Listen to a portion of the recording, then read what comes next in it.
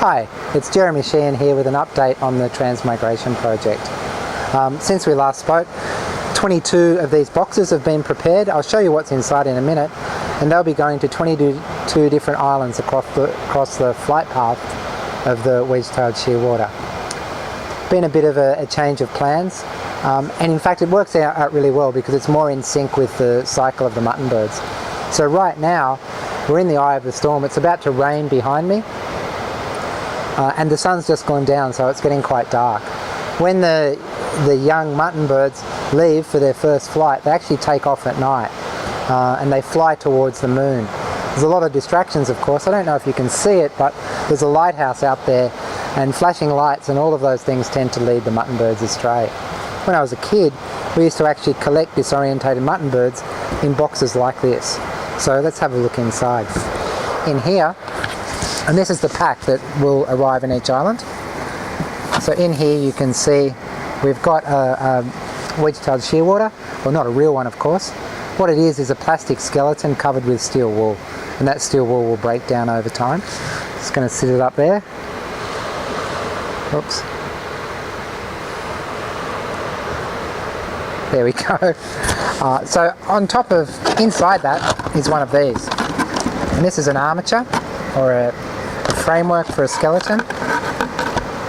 An ocean plastic will be collected from each destination and attached to that. Let's just put that down here, out of camera. There's also a hot glue gun. Unfortunately, it's the only plastic thing in here. So by the way, this is a recycled election box from ballot that had ballot papers from the recent New South Wales state election. So this glue gun will be used to attach found plastic to that frame, and on each island they'll be covering it with materials that are relative to them. Inside the box is some paperwork. I might just put the box down for a moment. Oops. So there is a story of what's going on in the project itself. There's a set of instructions of how to actually go. What? You may have noticed that the background behind us has changed. Well, that's because we did get rained out after all.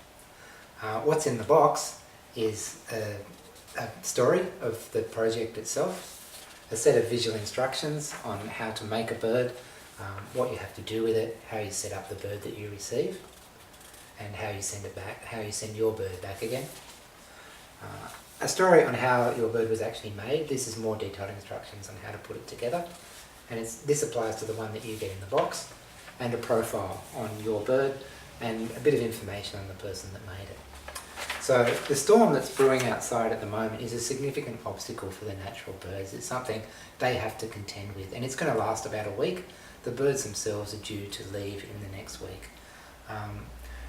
It parallels what's going on with this project. We're kind of at that obstacle stage. The big one really is, in order to get 22 of these from Australia to islands in the South Pacific and then receive 22 birds back again. Might have been a Freudian slip there. But to receive 22 birds back again costs about $2,200. My wife's laughing in the background, so it makes it really hard to keep going. Let's progress though, because we've been at this for a long time. So the obstacles are cash, basically, and funding. Can you stop?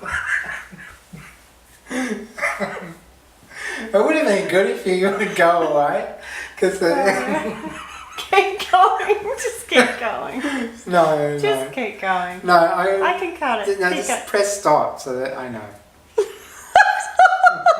For us, is to get 22 of these birds over to the Pacific and to receive 22 birds back again costs a significant amount of money, about $2,200 at least.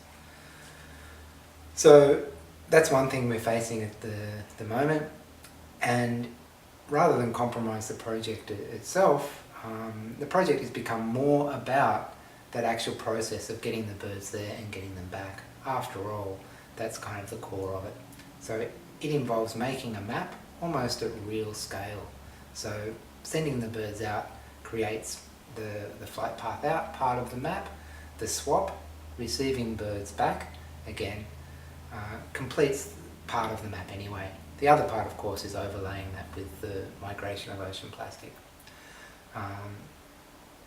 The cross-disciplinary nature of the project is quite related to that. And my role in everything was, initially, I thought, in getting the birds made and communicating with a range of experts. Really, it's become more about the logistics for me than anything else. It was a big deal to get the birds made, they're done, but everything else, I guess, is taking a lot of time and a lot of time. So the cross-disciplinary part of it, as much as anything else, is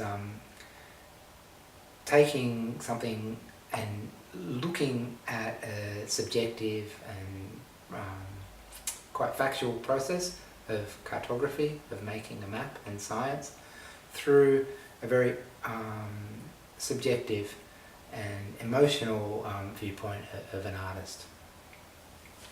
So the big thing really is getting the box away, full of birds and ready to go. And the birds themselves, leaving in May, come back in October.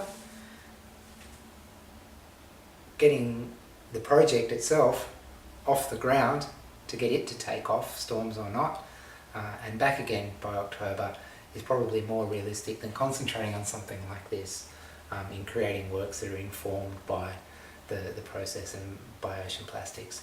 So it's focused more now on creating just one map, on a large scale, translating that. We've put an application into Sculpture by the Sea.